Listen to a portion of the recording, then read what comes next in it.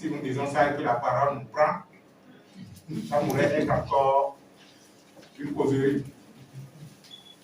Non, je voudrais juste que nous échangions sur un thème que j'intitule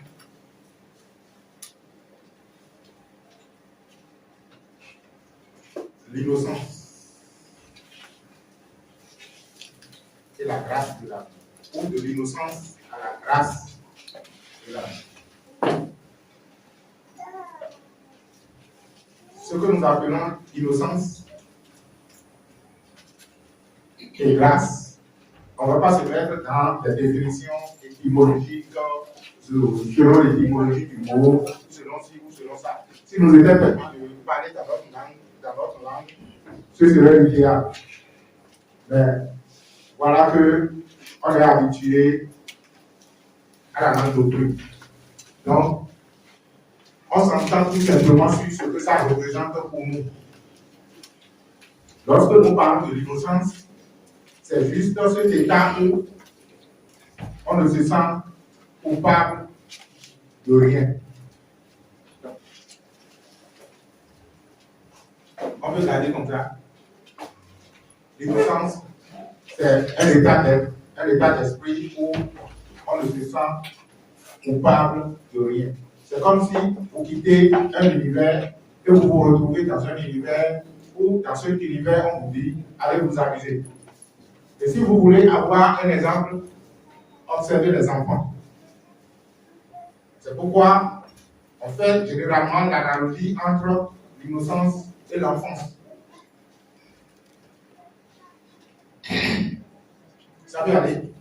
Je ne sais pas pourquoi je regarde avec ça. C'est pour beaucoup parler ou c'est pour le papa? Ah, ok, d'accord. Merci pour le conseil. Alors, moi, ton savoir.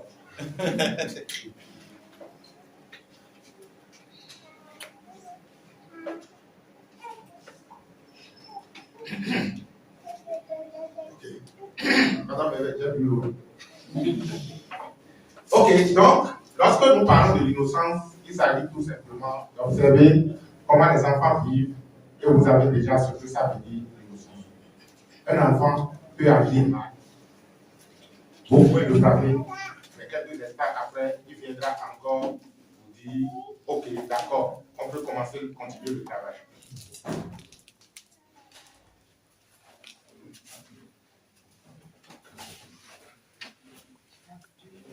C'est de vous ou bien c'est de la SPE?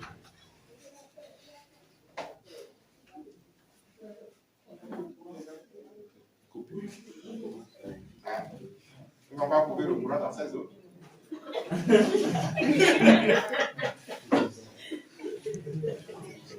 Vous savez pourquoi je dis ça? On est avec le président là. Amen.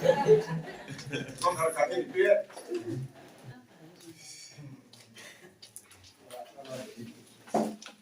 Ça doit être peut-être un truc pour changer si vous coupez le courant ici, ça fait 15 minutes là. On va vous questionner. Ou bien, carrément, vous n'avez pas financé. Que vous soyez bien logé. Oui. Alors.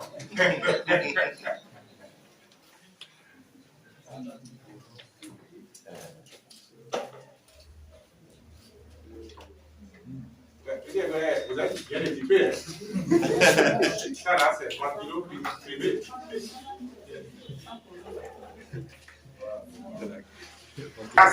Nous avions dit que lorsqu'on parle de l'innocence, il suffit tout simplement donc de voir comment les enfants se comportent.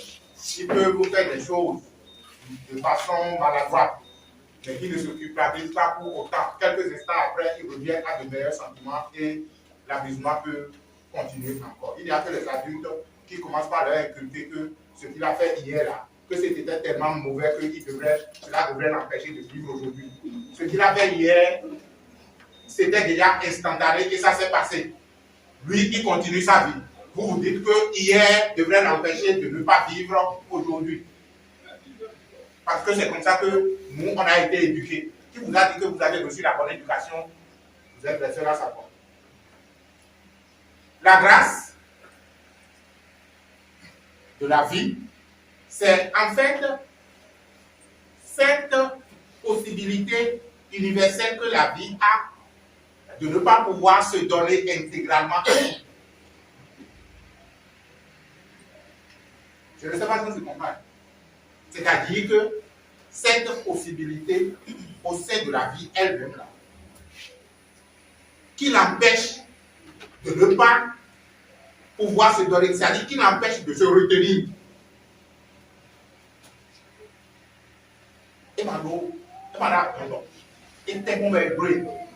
Elle est obligée de se donner intégralement et absolument. Je ne sais pas si on se comprend. C'est-à-dire que la vie, là, ce qu'elle est en termes de grâce, là, c'est le dictat qu'elle s'est donné elle-même. C'est bon déjà? Non, le micro, oui. Ah, oui. Sur la base de quoi? Ça, c'est encore de la magie.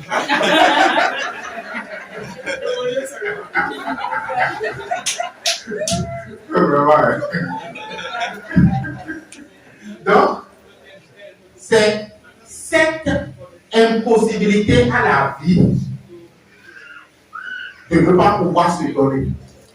Je m'exprime autrement. C'est-à-dire que la vie a inscrit en elle un dictat qui dit je ne peux pas ne pas me donner.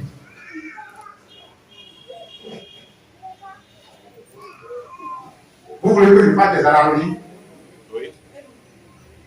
Il y a femmes et femmes.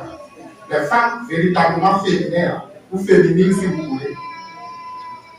Malgré une dispute entre elle et son mari, lorsque le mari la couche, elle donne. Elle peut donner d'abord et après revenir pour dire il y avait quand même quelque chose.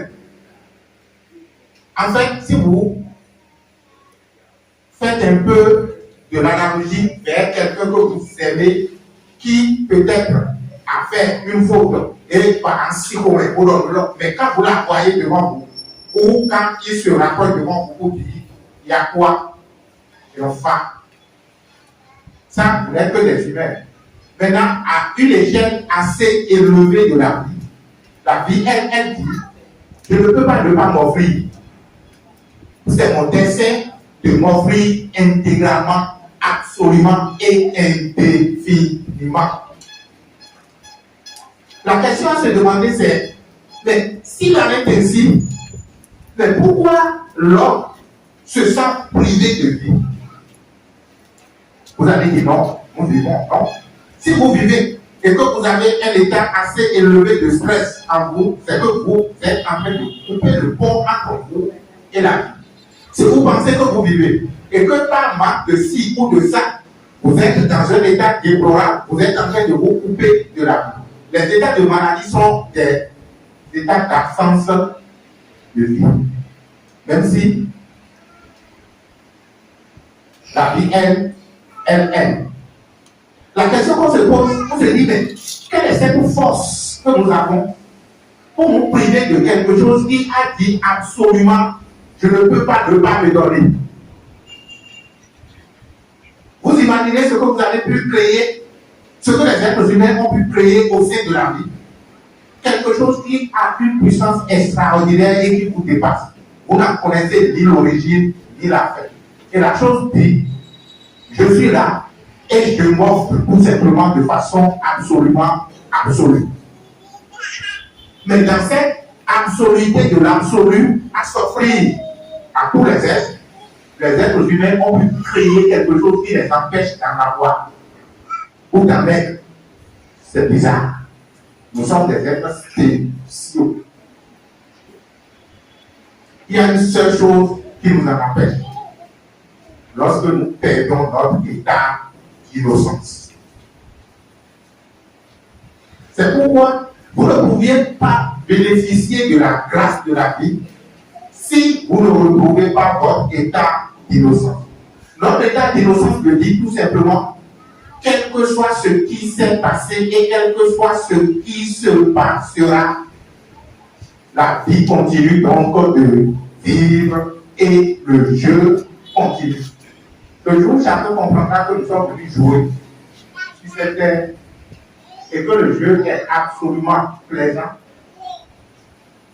on jouera tout simplement. Votre vie est un jeu. Et la vie dit, bon, viens, je vais jouer avec toi. Mais moi, je fais en sorte que tu vas toujours gagner. Et on dit non. Parce que j'avais péché hier, je ne mérite pas. Seul le sentiment de culpabilité vous rend incapable de recevoir ce que la vie offre, qui est l'absoluté. Restez tranquille. Et dit, ah, la vie pour Dieu, si vous voulez, pour ceux qui sont des croyants. Mais qui a dit que tu es omniscient et omniprésent, comme on se prend la paix ici maintenant. Et tu es bonheur parfait. Cela veut dire que dans ta présence absolue, là, le bonheur parfait est en moi et en vous. Comment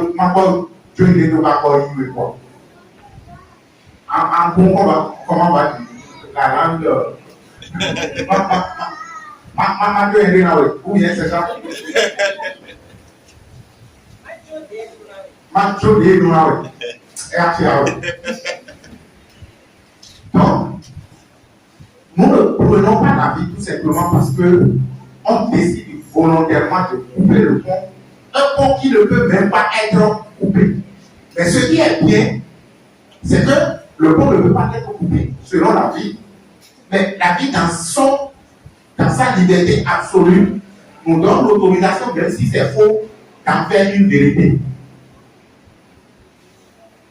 Un pont entre nous et la vie qui ne peut absolument pas être coupé, nous le coupons tout simplement parce que la vie nous autorise à prendre le faux ou le vrai. C'est ainsi que ce qui ne peut pas être, nous l'avons créé et nous avons dit que c'est. Et la vie est d'accord. Ça ne peut pas être. Et toi, tu as dit que c'est. Mais comme tu es une partie de moi, ou tu es moi, dans une autre version de moi, je te permets alors de dire tout ce que tu veux et de faire tout ce que tu veux. Mais je suis là parce que je sais que tu n'arrives pas à aller. Tu reviendras toujours pour constater que tu étais dans une certaine illusion. C'est pourquoi les maîtres parlent de illusion. Votre vie, lorsque elle n'est pas l'unité de la vie, elle est une illusion. Ça n'existe en fait pas. Vous en avez fait une réalité existentielle par le pouvoir de la vérité que vous êtes. Vous accordez de la vérité aux choses, même si les choses sont vraies ou fausses. C'est pourquoi l'instruction spirituelle nous ramène à la vérité en nous donnant les principes fondamentaux sur lesquels la vie est, pour dire quitter l'illusion et revenir à la vérité. La maladie est une absence de vie. Ce sont les êtres humains qui l'ont créé. Ils ont dit que c'est vrai et ils en font l'expérience. La pauvreté, c'est une fausse version de la vie que les êtres humains ont créée. La vie a dit, ok, d'accord, faites l'expérience. Revenez donc à la vérité. Revenir à la vérité, c'est être innocent.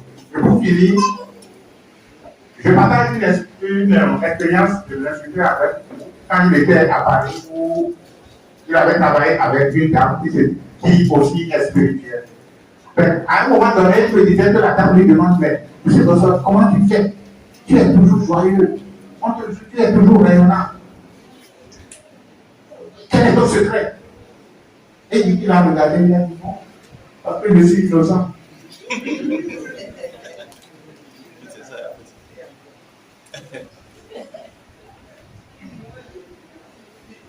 Affirmez votre innocence à chaque instant.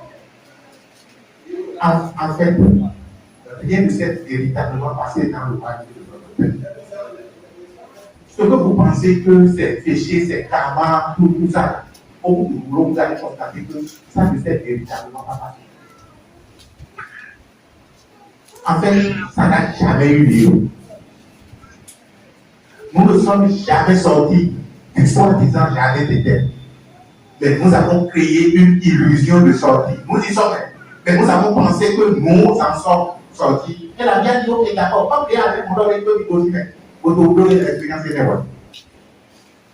Commencez par vous dire, assoyez-vous, restez là, ressentez la vie en vous, et ressentez ce poids de soi-disant qu'avant, où le péché dans votre mental est dit, pour le revenir,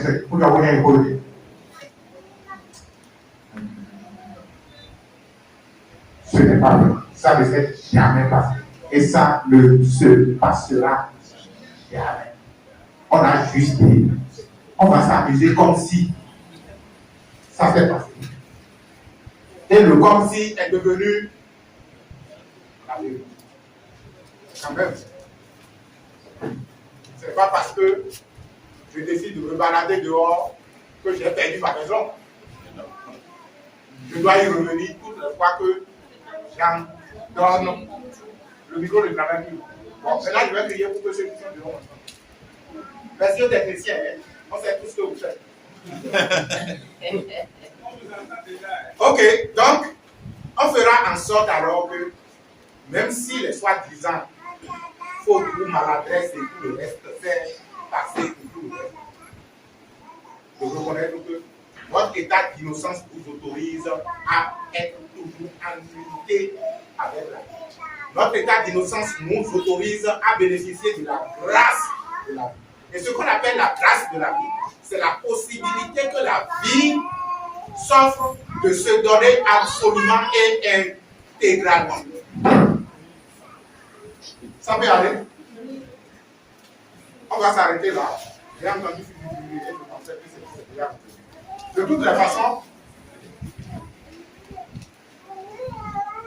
ne permettez pas à votre mental de continuer à se moquer de vous. Ne permettez pas aux croyances handicapées de continuer à se moquer de vous.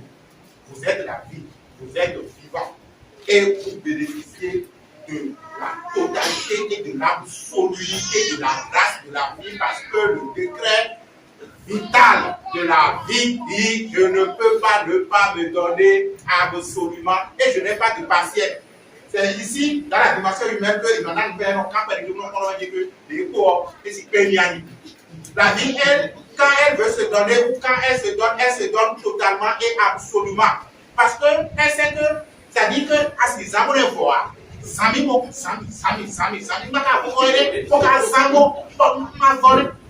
elle dit, je veux voir si je vais finir. Mais je ne finis pas.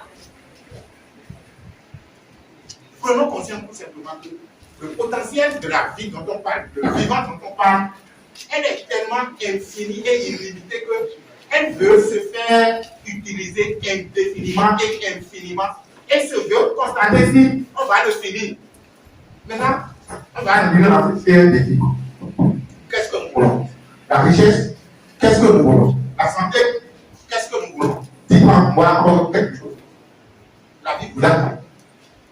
Je suis cette chose à l'infini.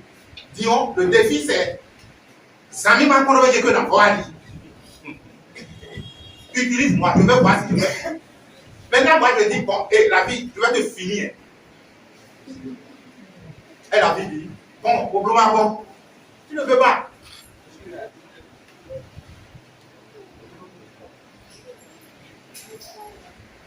Il nous arrive quelquefois de blaguer. Je vais vous parler de quelqu'un. Il est bien là. Alors, vous pouvez là.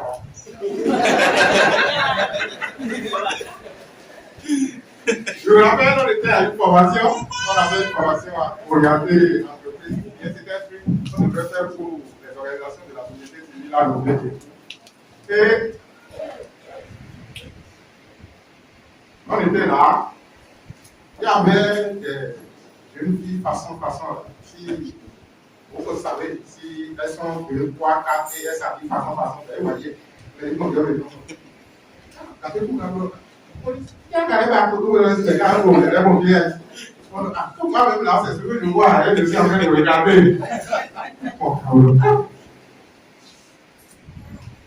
Si tu dis que tu vas terminer le tableau à Congo,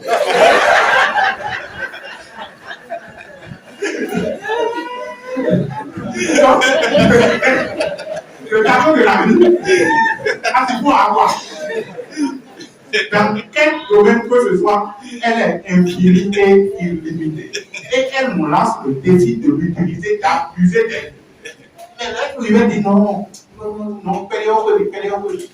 il n'y a aucun péché à en vouloir assez. La chose, c'est d'aller donc prendre l'infini pour pouvoir utiliser le assez dedans. Mais nous voulons utiliser le assez dans la restriction. Ce n'est pas possible. C'est le cas. Maintenant, est-ce qu'en sortant d'ici, chacun va se lancer ce défi de chercher à terminer le tableau? Je veux terminer le tableau de la santé. C'est pourquoi il y a la formation, la santé infinie et illimitée. Moi, je décide de terminer le tableau. Cela veut dire que je veux en avoir encore, et je veux être encore, en bonne santé. Jusqu'à ce que je vais voir si je peux terminer le tableau. Tant que je ne termine le tableau, je continue toujours d'en chercher. Je décide de terminer le tableau de la richesse. Cela veut dire que je veux être encore, jusqu'à voir si je peux terminer le tableau. Voilà que le tableau ne peut pas être terminé. À la fin. Ça peut aller. Donc, prenez de la vie, elle s'offre intégralement et absolument. Si quelque chose vous en empêche, dites à la chose, tu as une illusion que j'avais dit que c'est vrai. Maintenant, je reconnais ta place. Tu n'es pas vrai. Parce que ta vérité ne peut pas être plus vraie que la vérité absolue qui est la vie qui s'offre absolument et intégralement. C'est juste une question de perspective. On va s'arrêter là. C'est pour se parler.